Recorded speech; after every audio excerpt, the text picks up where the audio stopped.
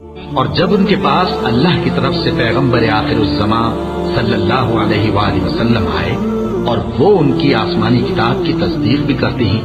تو جن لوگوں کو کتاب دی گئی تھی ان میں سے ایک جماعت نے اللہ کی کتاب کو پیٹ پیچھے پھینک دیا، گویا وہ جانتے ہی نہیں، اور ان چیزوں کے پیچھے لگ گئے جو سلیمان کے عہد سلطنت میں شیاطین پڑھا کرتے تھے۔ اور سلیمان نے مطلق کفر کی بات نہیں کی، بلکہ شیطان ہی کفر کرتے تھے کہ لوگوں کو جادو سکھاتے تھے، اور وہ یعنی بنی اسرائیل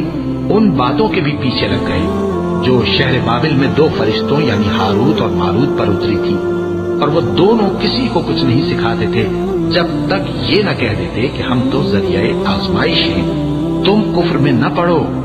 غرض لوگ ان سے وہ چیز سیکھتے جس سے میاں بیوی میں جدائی ڈالتے، اور اللہ کے حکم کے سوا وہ اس چیز سے کسی کا کچھ بھی نہیں بگاڑ سکتے تھے، اور کچھ ایسے منتر سیکھتے جو ان کو نقصان ہی پہنچاتے اور فائدہ کچھ نہ دیتے،